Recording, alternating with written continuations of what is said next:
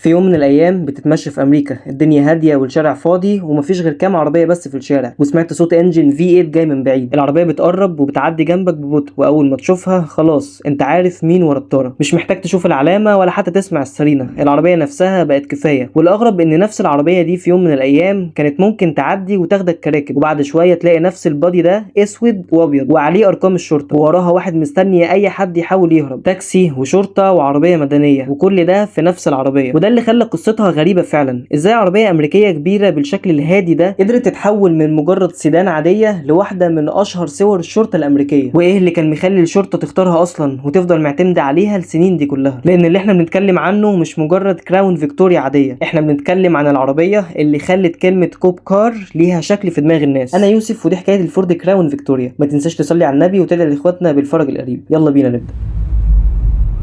الكراون فيكتوريا ما دخلتش عالم الشرطه كده من يوم وليله، الحكايه بدات قبل ما اسم الكراون فيكتوريا نفسه يبقى موديل مستقل، لان فورد كانت اصلا عندها تاريخ طويل مع عربيات الشرطه الكبيره. وفي سنه 1983 ظهرت ال LTD كراون فيكتوريا مع البوليس باكج، وفضلت الفكره تتطور لحد ما الكراون فيكتوريا بقت موديل مستقل في سنه 92. لكن اللي حصل بعد كده هو اللي خلى العربيه دي تتحول من مجرد سيدان امريكيه كبيره لواحده من اشهر عربيات الشرطه في امريكا. لان فورد فهمت حاجه مهمه جدا، الشركه مش محتاجه عربيه بس تكون سريعه، هي محتاجه عربيه تستحمل الشغل نفسه، ساعات طويله وهي دايره، مطاردات وفرامل كتير وحمل تقيل، واحيانا خبطات وحوادث، والعربيه لازم تفضل شغاله. وعشان كده الكراون فيكتوريا كان عندها تركيبه بدات تختفي من العربيات السيدان الحديثه، V8 ودافع خلفي وبادي اون فريم. يعني بدل ما جسم العربيه والشاسيه يبقوا قطعه واحده زي اغلب العربيات الحديثه، كان جسم الكراون فيكتوريا راكب فوق شاسيه منفصل، وده اللي خلى الفلسفه بتاعتها اقرب للعربيات الاس يو في من العربيات السيدان العاديه. والفكره دي كانت مفيده جدا للشرطه، لان العربيه دي اتبنت علشان تستحمل الاستخدام العنيف وفي نفس الوقت تفضل مريحه وواسعه من جوه. وفوق كل ده كان عندك 4.6 لتر V8 قدامك، مش انجن معمول عشان يكسر ارقام التسارع، لكن انجن معمول مناسب جدا للعربيه دي، لانها مطلوب منها تشتغل ساعات طويله وتتحمل وتفضل موجوده كل يوم، وده اللي كانت بالظبط الشرطه محتاجاه. وفي سنه 92 ظهرت الكراون فيكتوريا بوليس باكج كنسخه مخصصه للشرطه، والنسخه دي هنعرفها بعد كده باسم B71. وهنا بقى فورد بدات تعمل حاجه اذكى من مجرد انها تبيع العربيه للشرطه، بدات تفصلها عن الكراون فيكتوريا العاديه. يعني العربيه اللي راكبها المواطن العادي مش هي العربيه بتاعت الشرطه. نسخه الشرطه كان ليها تجهيزات مختلفه تماما، كان موجود تعديلات في السسبنشن والفرامل وتجهيزات كتير قوي في الكهرباء نفسها، وكل حاجه تقريبا كانت معموله عشان العربيه تقدر تستحمل حياه الشرطه. وفي سنه 98 زي ما قلت لك نسخه البوليس باكج كانت بتستخدم الانجن V8 4.6 لتر مع جير بوكس اوتوماتيك 4 سرعات، وده كان فيه تجهيزات مخصصه للشرطه لو هتقارنها بالنسخ العاديه. وبعد شويه الكراون فيكتوريا بقت مشهوره للدرجه اللي خلتك في امريكا ممكن تشوف نفس العربيه في 3 عوالم مختلفه. ممكن تشوفها واقفه على جنب الطريق وعليها اللايت بار بتاع الشرطه، ممكن تلاقي واحده لونها اصفر واقفه قدام المطار او فندق ودي طبعا تاكسي، ممكن تلاقي واحده عاديه جدا مركونه قدام بيت فتفهم ان دي كراون فيكتوريا عاديه. نفس الفكره الاساسيه، لكن كل واحده فيهم كانت عايشه حياه مختلفه. والاغرب ان نسخه الشرطه نفسها بعد ما بتخلص الخدمه بتاعتها القصه هنا مش بتخلص، لان نسخه البوليس باكج اللي كانت بتخرج من الخدمه نفسها كانت ممكن تتباع في المزادات، وساعتها تبدا حياه جديده تماما بعيد عن الشرطه، وده اللي ساعد ان العربيه دي تنتشر اكتر واكتر.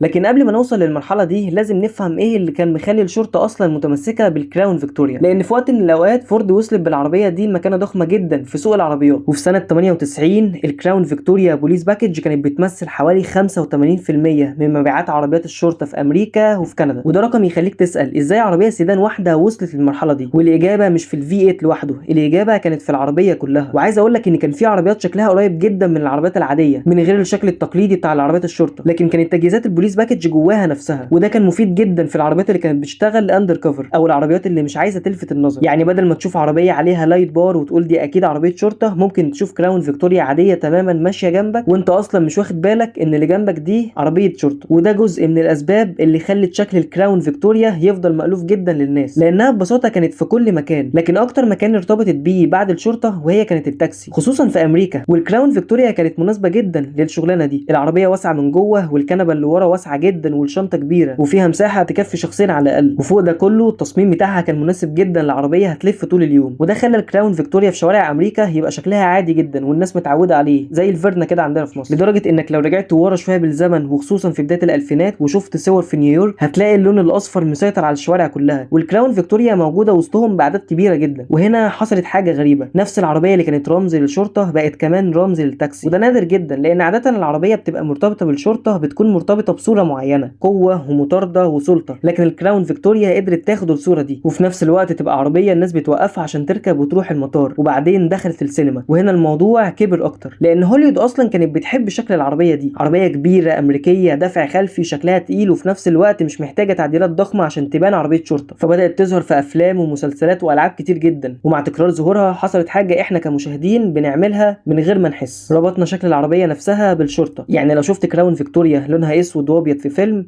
مش محتاج المخرج يشرح لك انها عربية شرطة، انت عارف. ولو شفت واحدة صفرة فانت برضو عارف ان دي تاكسي. العربية بقت رمز بصري. بس في الوقت اللي شهرتها كانت بتزيد، صناعة العربيات نفسها كانت بتتغير. العربية السيدان الكبيرة بدأت تخسر شعبيتها، الناس بدأت تتجه اكتر للعربيات الاس يو فيز والكروس اوفرز، والتكنولوجي نفسها بدأت تدخل في العربيات بشكل اكبر، وانظمة امان بقت اعلى وتصميمات احدث. والكراون فيكتوريا كانت لسه ماشية بنفس الفلسفة القديمة، وده كان جزء من قوتها، لكن بدأ يبقى جزء من المشكلة بتاعتها في نفس الوقت، لان العربية اللي كانت عظيمة في شغل الشرطة والتاكسي ما كانتش هي العربية اللي فورد عايزة تبيعها للمستهلك العادي في المستقبل. والعربية نفسها مع الوقت كانت بتختفي من حياة الناس العادية، لكنها كانت لسه موجودة في كل شارع تقريبا لو بصيت لعربيات الشرطة والتاكسي. وبعدين جينا في سنة 2011، ودي كانت السنة اللي القصة بدأت فيها تاخد آخر فصل، لأن فورد أنهت إنتاج الكراون فيكتوريا. لكن هنا في مفارقة غريبة جدا، العربية انتهت بس صورتها ما انتهتش، لأن في آلاف من الكراون فيكتوريا اللي اشتغلت شرطة وتاكسي ما اختفتش في نفس اليوم. جزء كبير منها بدأ يخرج من الخدمة ويتباع في المزادات، وساعتها العربية بدأت تدخل حياة جديدة تماما، ناس تشتريها كعربية تعمل بيها بروجكت، وناس تحتفظ بيها زي ما هي، وناس أصلا كانت عايزاها عشان تبقى معاها نسخة من عربية الشرطة الأمريكية اللي اتفرجت عليها زمان في الأفلام الأمريكية. وفجأة العربية اللي كانت معمولة علشان تخدم الشرطة بدأت تتحول لعربية شعبية وبقى ليها جمهورها. وده يمكن أغرب فصل في قصة الكراون فيكتوريا، لأن فورد كانت شايفة إن وقتها خلاص، لكن الناس كانت لسه بتبدأ تحبها. وطبعا كل الكلام ده هيخلينا نسأل عن أهم حاجة، إيه اللي كان بيحرك الكراون فيكتوريا دي أصلا؟ والحقيقة إن فورد كانت متمسكة جدا بإنجين واحد طول فترة العربية، ال 4.6 لتر V8، وده معناه إنك سواء بتتكلم عن عربية عادية أو تاكسي أو البوليس باكج، فأنت غالبا بتتكلم عن نفس النسخة أو نفس الأساس يعني، لكن الباور كان بيتغير حسب النسخة والسنة. أول كراون فيكتوريا كانت في 92، كانت بتطلع حوالي 190 هورس باور و353 نيوتن متر، ومع وزن العربية وحجمها ده مش رقم يخليك تقول دي صاروخ، لكن الفكرة أصلا ما كانتش كده. الانجن كان معمول عشان يبقى ناعم ويعتمد عليه ويشتغل سنين، ومع الوقت فورد بدأت تزود الباور، وفي نهاية التسعينات نسخة البوليس باكج كانت بتطلع حوالي 215 هورس باور و373 نيوتن متر. وبعدين التطور استمر، وفي أوائل الألفينات القوة زادت أكتر وأكتر، والنسخ المدنية ونسخة البوليس باكج كانت بتطلع حوالي 200 حصان فيما فوق، طبعا حسب السنة والتجهيز والنسخة نفسها. لكن هنا في فرق مهم جدا، نسخة الشرطة مش مجرد كراون فيكتوريا أسرع شوية، هي كانت معمولة عشان تستغل الانجن ده بشكل مختلف. بس خليك فاكر ان العربية دي اصلا معمولة عشان لما الضابط يصحى الصبح يركب ويمشي، ولما يخلص الشفت بتاعه العربية تشتغل ويروح، وبكرة الصبح العربية تشتغل عادي جدا. ودي يمكن اهم مواصفات في الكراون فيكتوريا كلها، هي ما كانتش بتدور على القوة قد ايه، هي كانت بتدور قد ايه العربية دي هتفضل شغالة. وطبعا ده فهمنا ان نسخة التاكسي كانت برضو بتنزل 4.6 لتر V8، لكن التركيز فيها كان على الراحة اكتر والمساحات، يعني السواق ممكن يقضي ساعات طويلة جوه العربية، والراكب ورا عندهم مساحة كبيرة جدا، والشنطة تشيل حاجات كتير جدا. وده يفسر ليه العربية نجحت في كل المجالات اللي كانت بتخشها، لانها مش عربية سبورت، هي عربية شغالة، وده حرفيا كان السر بتاعها. ما حاولتش تكون اسرع عربية وما حاولتش تبقى اخف عربية، هي اختارت فلسفة بسيطة جدا، انها تبقى كبيرة مريحة وفي V8 قدام، وخلي الدفع جاي من ورا وخليها تستحمل. وفلسفة زي دي كانت ممتازة في وقتها، لكن طبعا مع مرور الوقت والزمن بدأ يتغير، العربيات بقت اخف، والاس يو فيز والعربيات الكروس اوفر بدأت تاخد مكان السيدان، والكراون فيكتوريا نفسها بقت قديمة جدا مقارنة بالعربيات الجديدة. وفوق كل ده فورد كانت محتاجة بلاتفورم احدث لعربيات الشرطة، وطبعا زي ما قلت لك ان في 2011 انتهى انتاج الكراون فيكتوريا، وده كان المفروض يبقى نهاية القصة، عربية خدمت الشرطة واشتغلت كتاكسي وظهرت في الافلام، وفي النهاية بعد ما الانتاج بتاعها وقف فضل شكلها عايش معانا، يمكن عشان كراون فيكتوريا عارفة نفسها، مفيش ارقام خارقة، مفيش سوبر تشارجر، عربية مستعدة تشتغل لحد ما تخلص. وعشان كده لما تسأل ايه اشهر كوب كار في التاريخ، ممكن تختلف الاجابة من شخص للتاني، لكن لو قلت كراون فيكتوريا صعب جدا تلاقي حد مش فاهم انت بتتكلم عن ايه، لان العربية دي ما كانتش مجرد عربية شرطة، هي كانت صورة